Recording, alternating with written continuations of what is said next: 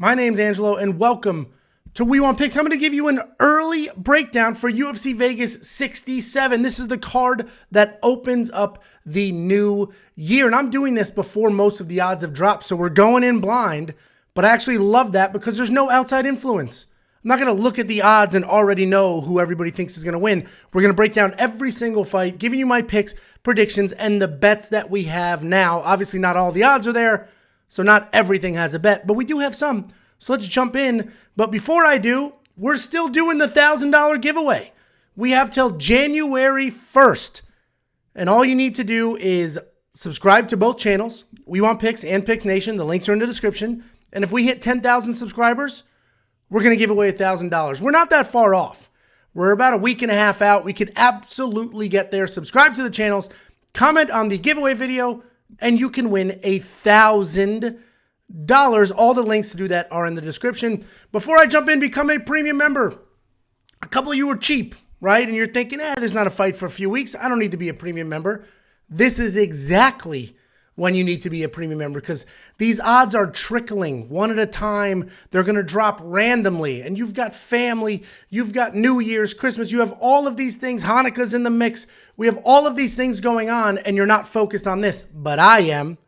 And the minute that these odds drop, the minute that we place bets, they will be on the board. They will be alerted to your phone if you link your Discord. And this is exactly when that $10 is the most important. Let us do the legwork. You can sit back, relax. As soon as you get the alert on your phone, that's when you jump in, you take a look at a bet, you go from there. Because right now, there's a couple of events coming up, and there's not many odds. So as soon as those odds come in, it's going to get real dicey. So head on over to WeWantPicks.com and click Become a Member. It is only $10 a month. That's $2.50 a week. And if you want $50 to either kick off your holiday season or recover from it, all you need to do is go to WeWantPicks.com/bets. Jump into any one of our betting partners, make a deposit, and we send you $50 as a thank you. You use our link, you make a deposit, we send you $50. It's affiliate marketing. It's very straightforward. They pay us, we pay you.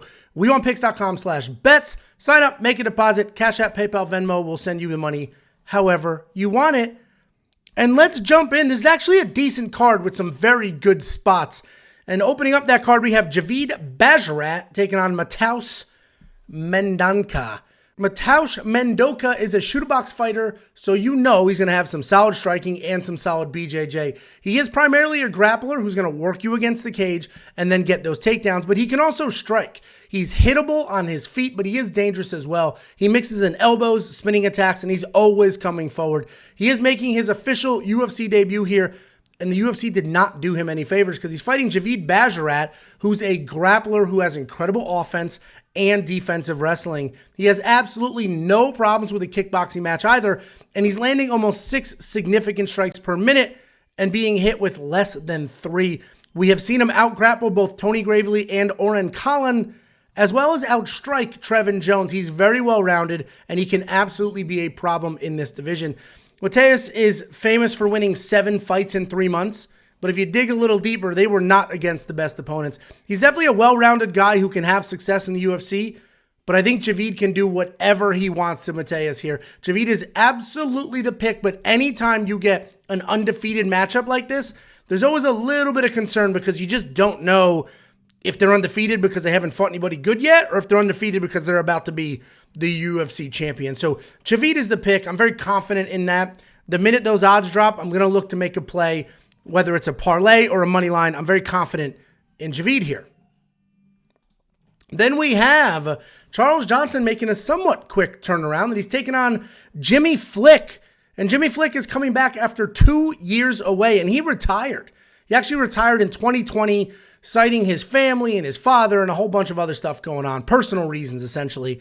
And I assume he got done what he needed to because now he's back. Style-wise, he's a grappler. He's got solid takedowns with an average of almost 2 per fight. His striking is stiff, and he does have a negative striking differential, but he uses it well to set up his takedowns. He's coming off one of the coolest submissions that we have seen, and it was over Cody Durden, where Cody caught a kick, and then Jimmy just immediately jumped up into a flying triangle.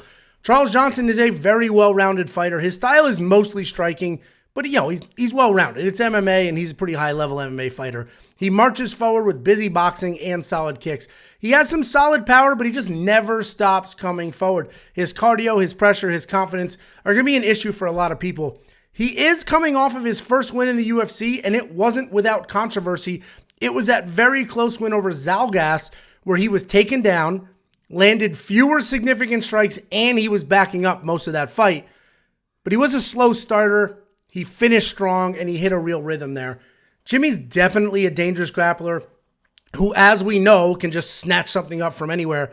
But I trust Charles to defend the takedowns and absolutely piece up Jimmy on the feet. 2 years ago, who knows what this fight would have looked like. But now, 2 years removed, and a full retirement, not injuries, and actual retirement. So I imagine he stopped training for a period of time.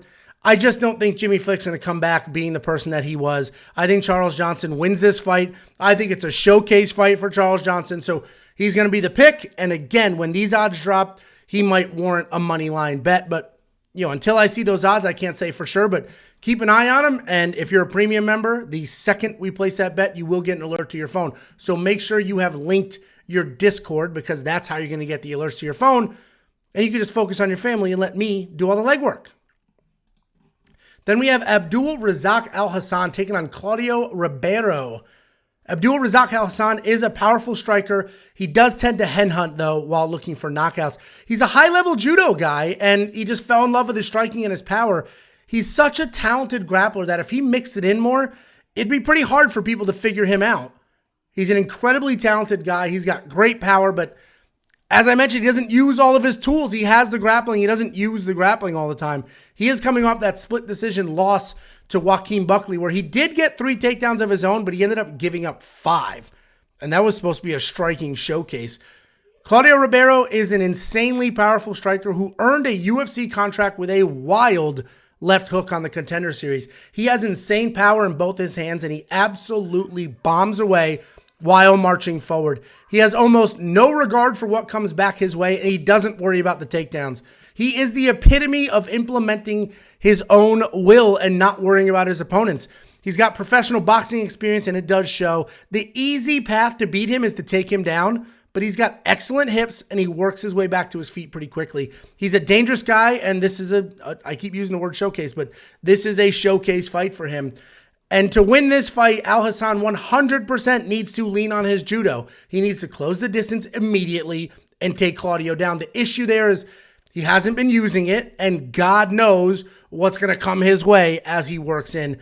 Claudio's going to be the pick here. There should probably be a stoppage, but a crafty vet like Alhassan against a UFC newcomer can always shock some people. So there's not going to be a bet here, but the minute the Monkey Knife Fight lines open, Claudio Ribeiro is going to be in my Knockout Kings entry. If you don't know what it is, Monkey Knife Fight is daily fantasy. And they have a game called Knockout Kings, and all you do is pick any 3 fighters on a card. And if one of them wins by KO or TKO, you get paid 2, even more. It's super easy. We've absolutely been cashing that with 0 issues. So head on over to weonpicks.com/MKF. Sign up, let them match your deposit, take that free money, play some of these entries as soon as those lines open.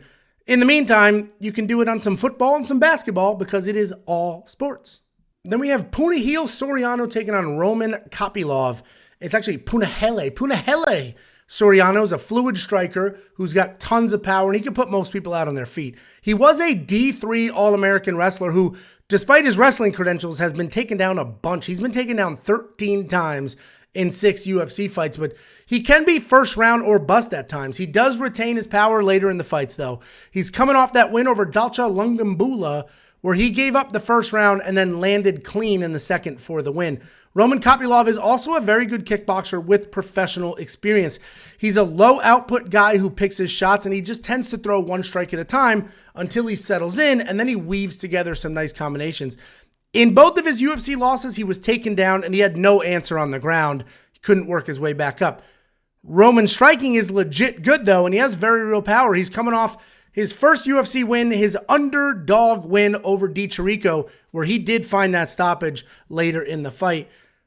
And I think we need to go with Punahele here because not only is he a dangerous striker, he was also a college wrestler. And Roman absolutely has issues with grappling. So Punahele has more ways to win. He's got to be the pick here because of that. But if he doesn't wrestle and he's just going to try to out-technical Roman, he's not going to be the more technical striker. He's going to have more raw power.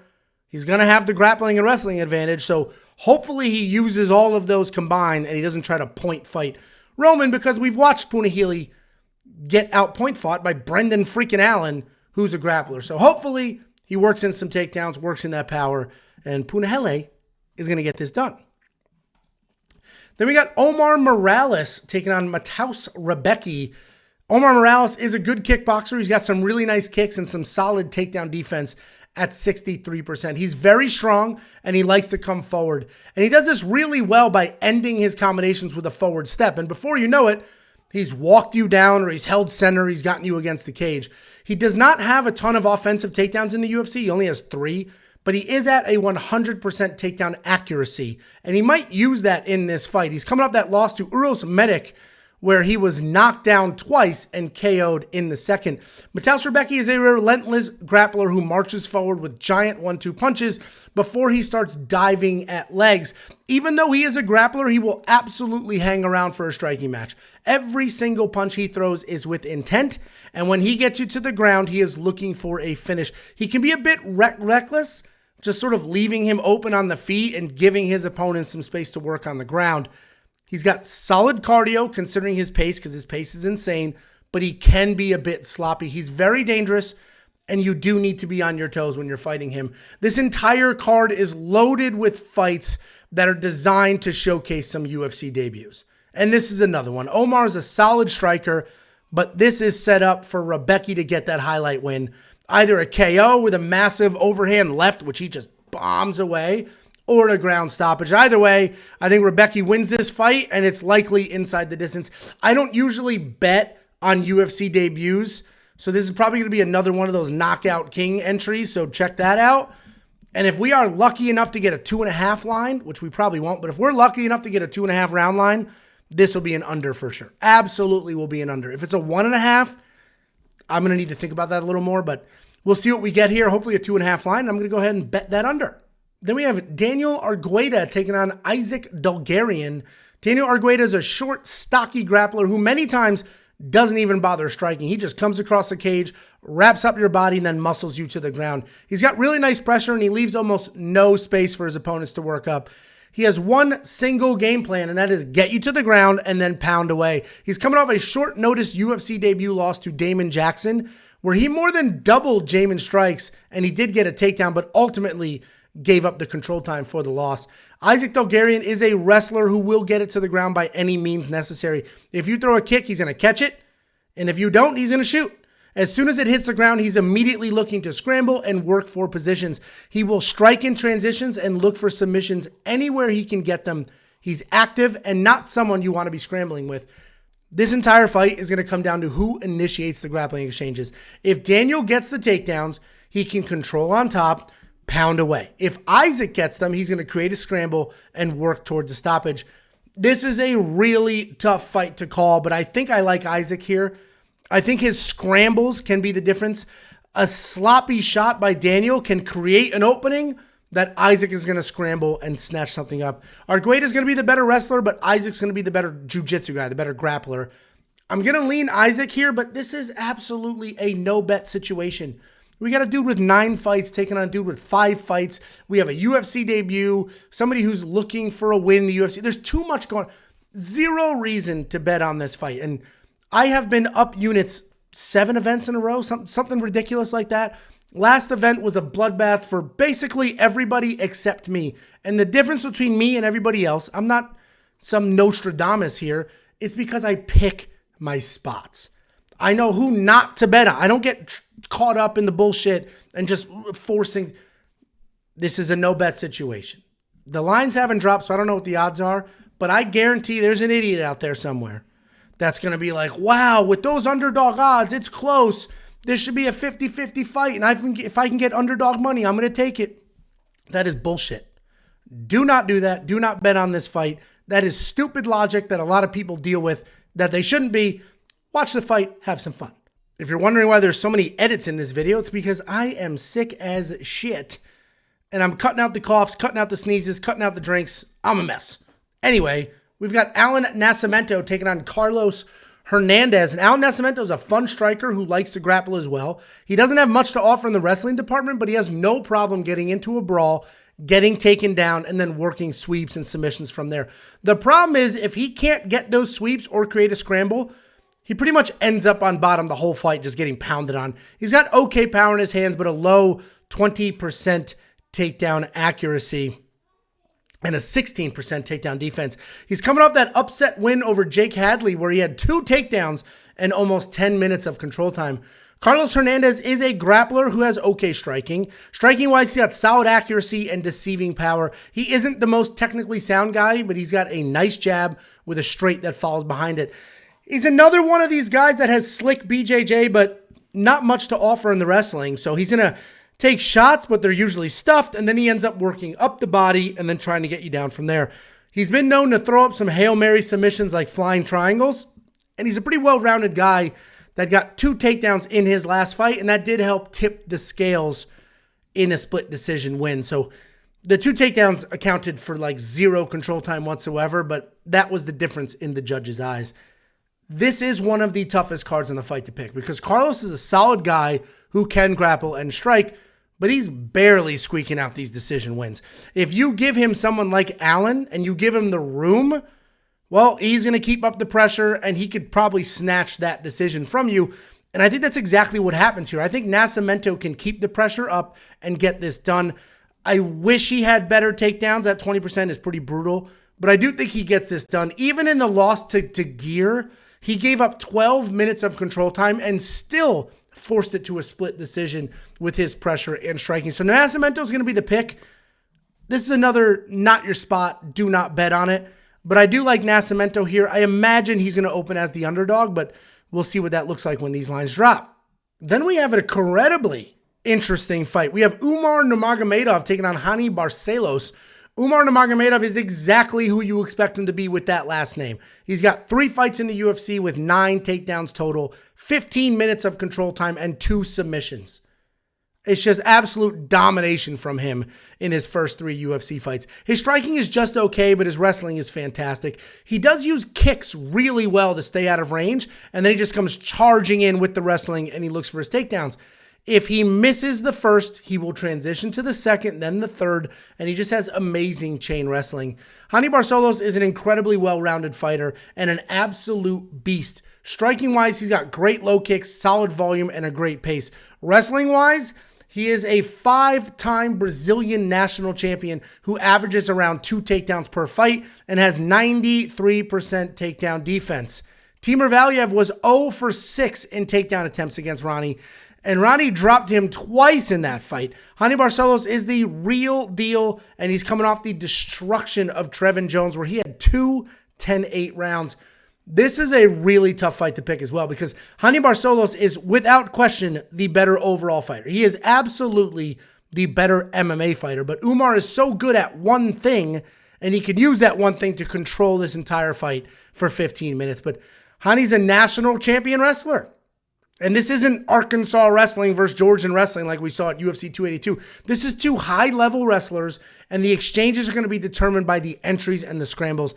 Even though Hani is the better overall fighter, I do think Nurmagomedov's insane wrestling pressure and the non-stop takedown attempts are going to be the difference. I can see Hani stuck on his back foot, defending the entire time, and this is going to be a grappler's delight. I'm going to lean Umar here. I think Umar gets the win. Again, not a betting spot. Not a betting spot. And I know a lot of you want to bet on every fight or most fights, and we'll do a little bit of action. Absolutely not. When this is all said and done, I'll end up with 5 units on this, and I'll probably be up 2 or 3, as I usually am. There's no reason to be betting, and this is a direct shot at Jacob. There's no reason to be betting 15, 20 units on a card like this. Absolutely not. When the odds drop, we'll take a look. Maybe we'll get lucky with some stupid-ass round lines, get some nice 3.5, stuff like that. But for now, just talking straight picks and money lines. Should not be a money line here. Straight pick's going to be Umar, but I'll be rooting for Hani. I love Hani and his style. Then we have another pretty fun fight. We got Dan Ige taking on Damon Jackson. And Dan Ige is a fantastic kickboxer with speed and power. He also has solid BJJ and underrated wrestling. He's had a tough run in the UFC as of late, and you're going to see a 3-fight skid. Those are not low-level losses. He gave up decisions to Korean Zombie, Josh Emmett, and Mazvar Evleev. But ultimately, Dan is a well-rounded guy, and he's a tough outing for anybody in the division. Damon Jackson's a very good grappler who snatches things up in scrambles. He is willing to slug it out on his feet, and he uses that well to set up his takedowns. He doesn't typically have much power, but he does land some pretty heavy shots and then immediately work for takedowns. He has a low 41% takedown accuracy, but he has solid control when he gets there. And he is coming off that wild knockout win over Pat Sabatini where he just rushed forward and blasted away for the finish. And this is a tough fight to pick because a lot of people are going to be lazy. And they're going to look at the recent records in their last 5 fights, and they're going to blindly pick Damon, and that's going to be a big mistake, right? Dan is the better striker and absolutely has the higher level of competition under his belt. Ultimately, I do think Damon's going to win this fight, but he needs to stick to the grappling. He needs to do to Dan what Mazvar did. Constant pressure, constant takedown attempts, and just stay on him.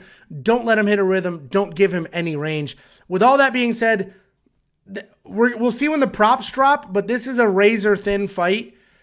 Do not start parlaying Damon Jackson because he's 4-1 in his last 5, and Dan Ige is 1-4. Do not do that. Don't be the idiot in the comment section like, oh, my 800 fight parlay that was going to pay out $11 million lost because of Damon Jackson. A, you're all liars, and B, Damon Jackson should not be in your parlay. I do think he wins this fight. He should not be in your parlay. Then we have Ketlen Vieira taking on Raquel Pennington, and this fight has some title implications written all over it.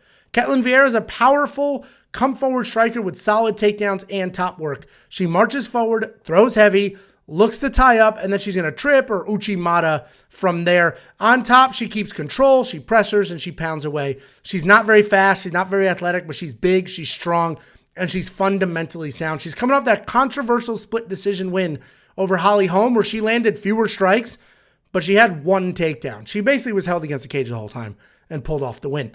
Raquel Pennington is a tried and true vet who has been fighting the top of the division for about 10 years now. If you look at her record, she's only lost to some of the best women at planet Earth. Her last losses have all been to current and former champions. She marches forward with strikes and then she controls from there. She has a boring grappling style because she's not really looking to get you completely to the ground, but she does remove your tools by just holding you against the cage and dominating control from there. She's got fantastic cardio. She's pretty good everywhere, and she's coming off that win over Aspen Ladd, where despite being taken down twice, she, doubled Aspen's significant strike number. Holly Holm just lost to Ketlen using the exact same strategy that Raquel is going to be looking to use. Cage pressure and control. And it seems like the judges have just had enough of the boring grappling and control time method because they're ruling against those people. If you get a takedown, you need to do something with it. If you're holding somebody against the cage, it has to be for a reason. And that's what happened to Holly. And I think that's what happens to Raquel here. It's going to be a close fight. Raquel is a dangerous opponent. Dangerous in that she can beat you, but not dangerous in that she's going to knock you out or anything like that. Her takedown defense is solid. Her striking, Ketlen, her takedown defense is solid. Her striking is going to be much better. So I just don't think that Ketlen's going to be held against the cage the whole time. I think she's going to touch up Raquel and going to be able to dance around and get the decision. As long as Doug Crosby isn't on the bench, we should be good here with Ketlen getting the win. And we'll see what the odds are here because there may be some action to find here. I do think this goes to a decision, and I think Ketlen's going to land more significant strikes. So when BetOnline drops that significant strike line, I'm probably going to do the more for Ketlen Vieira. So we'll see what happens there. In the meantime, go to WeWantPicks.com/bets. Sign up with BetOnline using our link, and we'll send you $50 as a thank you. They have the best prop bets for MMA. It is not even close. They do 17 different prop bets for every single fight. So sign up, make your deposit. I'll send you $50. And then as these lines drop, as long as you have your Discord link to premium membership, you'll get alerts right to your phone, and you can just tail immediately. WeWantPicks.com for everything, premium membership, and the betting partners. Then we have Jeff Neal taking on Shavkat Rakhmonov in what seems to be the co-main event. Jeff Neal's a very good striker with real power, solid volume, and solid takedown defense. He isn't the most technical guy, but with his power and aggression, he doesn't need to be. Jeff likes to dictate the pace, the range, and the exchanges. If he can stay at kickboxing range and use his kicks to set up his punches, then he's going to have a ton of success. But if you get in his face, you tie him up, he gets frustrated and exhausted. He's coming off that win over Vicente Luque, where he actually looked really good. He started to fade a little bit, but he got that done by knockout. Shavkat Rakhmonov is special. He's one of those guys that when you watch him fight, you know he's going to do things in the sport. He is 16-0 with a 100% finish rate. He's knocking people out on his feet. He's taking people down and submitting them. He's even jumping guillotines and getting those. He can win a fight anywhere. He's very hard to hit. He's got a ton of power. He has solid defensive wrestling and judo, and he is just ridiculously active to get you to the ground. He's coming off the absolute destruction of Neil Magny, where he had 2 takedowns, 9 minutes of control time, and then a submission. Shavkat is on an entirely different level here. He can do whatever he wants to do in this fight. There is no reason to overcomplicate this. He's going to come forward, get takedowns, and get a stoppage. He's at 380 right now, minus 380. And I still think that's decent value because I think he's going to close at minus 700 or something like that. We have a money line bet on him at minus 315. Premium members have seen a 3-unit bet on Shavkat Rakhmonov at minus 315 for a couple of weeks now. And if you tailed that, the value between minus 315 and minus 380 alone covers your premium membership dues. That value alone is worth it. It's $10 a month. Sign up now at WeWantPicks.com. Click Become a Member at the top. I know you're thinking, there's not fights for a few weeks. There's no reason. We have 14 units of future bets on the board right now. Lines are moving, as you've seen with this one.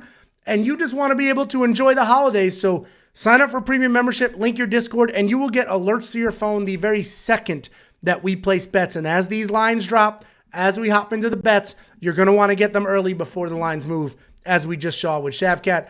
This dude, it will be, I'm going to have everything on this guy. Bets, fantasy, everything. Shavkat Rakhmonov is the lock of the card. Then we have the main event of the evening. We have Kelvin Gastelum taking on Nassourdine Imavov. And Nassourdine Imavov is a very good grappler who's not going to stop coming forward. He can strike and counter-strike with a solid differential of 4 to just a little more than 2. He is primarily a grappler, but he has showcased his striking improvements, most recently against Ian Heinisch a couple of fights ago. He's got a nice jab, solid elbows, and he looks very comfortable mixing it up. He's coming off that win over Joaquin Buckley, where he dominated the first 2 rounds before fading a little bit in the third. Kelvin Gastelum's a very good wrestler. He's got power in his hands, and he has an incredible chin, and he's just never out of a fight. Unfortunately, he's also very inconsistent. He has had all-time wars with people like Israel Adesanya, but then he just comes out, falls flat in his face like that quick submission loss to Jack Hermanson. If Kelvin actually dedicated himself, he has the tools to be a champion.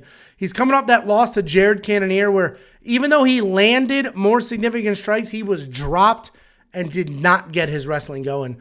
If Kelvin Gastelum shows up as the fighter he has the potential to be, this would be an easy win for him. But he never does that. He almost never shows up in the shape he needs to be. He's never ready with a game plan. He just relies on his athleticism and his chin to carry him through these fights.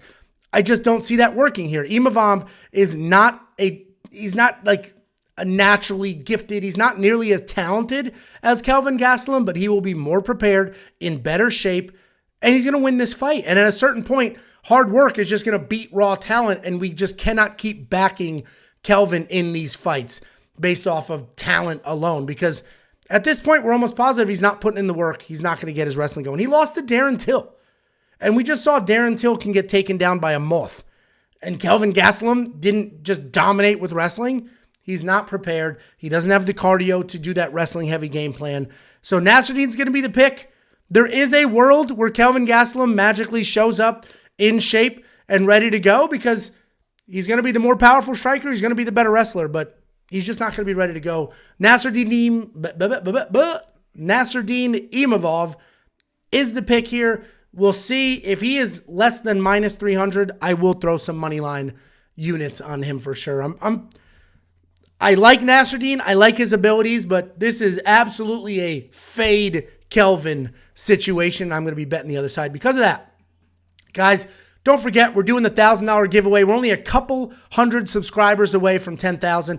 And as soon as we hit the 10,000, as long as it's before January 1st, we're going to do a random comment picker, grab one of you, and you're going to get $1,000. It's just literally that simple. Costs you nothing to enter. Just subscribe to this channel, subscribe to the Picks Nation channel, and comment on the giveaway video. All the links for that are in the description below.